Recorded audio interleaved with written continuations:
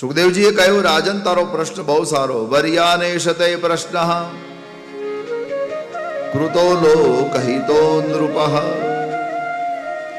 આત્મવિદ સંમત પૂષા શ્રોતવ્યા દિશુયા. તારો સવાલ બહુ સારો છે રાજન. તારી પાસે તો આખા 7 દિવસ પડ્યા. મુક્તિ તો માણસને ઘડી બે ઘડીમાં મળે. રાજા, મોટા મોટા યોગીઓનો એક નિર્ણય છે. યોગીનામ નૃપ નિર્ણયતમ હરેર નામાનું કીર્તનમ. જેનું મોત નજીક આવે એને હરિનામનું કીર્તન કરવું. હવે મોત કોનું નજીક નક્કી નથી.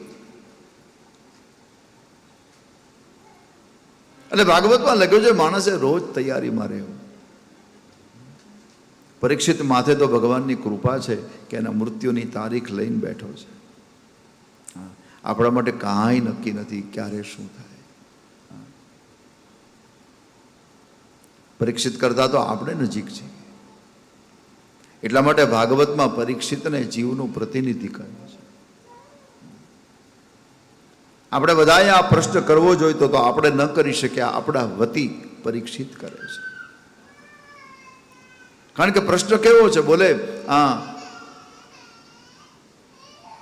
જેનું મૃત્યુ નજીક હોય એને શું કરવું? જેનું મૃત્યુ સમીપ હોય એને શું કરવું? જો એને એમ પૂછ્યું હોત કે ભાઈ મારું મોત નજીક છે તો એક આ વ્યક્તિગત પ્રશ્ન. પણ જેનું મૃત્યુ તો બધાનું નજીક છે. એટલા માટે આપણને બધાને કામ લાગે એવો પ્રશ્ન. સુખદેવજીએ કહ્યું કે આ શરીર પરમાત્માએ મને તમને આપ્યું છે એ મોક્ષની પ્રાપ્તિ કરવા આપ્યું છે.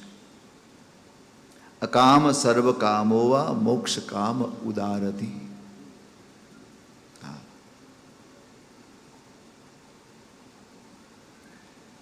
શરીર મળ્યું છે તો પછી માણસે એવી ઈચ્છા કરવી જોઈએ મને મુક્તિ મળે. બસ. કારણ કે જન્મ, જઠર શયન અને મૃત્યુ આ કષ્ટદાયી છે. આટલા મહિના સુધી માતાના ઉદરમાં રહેવું પડે એ બહુ કષ્ટ. એ તો આપણે બધા વિસ્મૃતિ ભૂલી ગયા છીએ. નહીં તો જો એ યાદ હોત ને ત્યાં કેટલી તકલીફ પડી તો આપણે એમ ભગવાનને કહેત કે હવે જન્મ નહીં આપતો. પછી જન્મ વખતે દુઃખ. જન્મતી વખતે માને જો આટલું કષ્ટ પડે તો પછી જન્મ લઈ અને કેટલું પડ્યું હશે. એ દુઃખ. અને મૃત્યુ એ દુઃખ છે. તો મૃત્યુ પછી કોઈએ સમાચાર નથી આપ્યા કે મને આટલી વેદના થઈ. બાકી એટલે આ 3થી છૂટવા માટે મોક્ષ કામ ઉદારથી એવું સુખદેવજી કહે છે. મોક્ષની ઈચ્છા કરવી. અને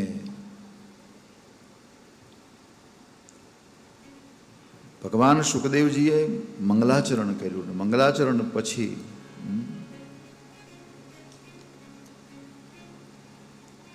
પરમાત્માના સ્થૂળ સ્વરૂપની ચર્ચા કરી.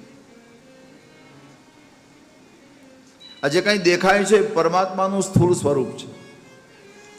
સ્થૂલમ વપુ સકલ જીવ નિકાય ધામ ભૂપાતાલ કુકુભ્યોમઃ ગ્રહ નક્ષત્ર ભૂમૃતા સરિત સમુદ્ર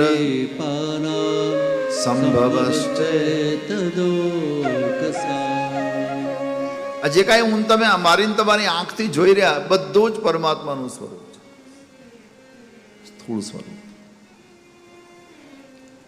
આ પ્રકૃતિ છે એ પ્રભુ છે.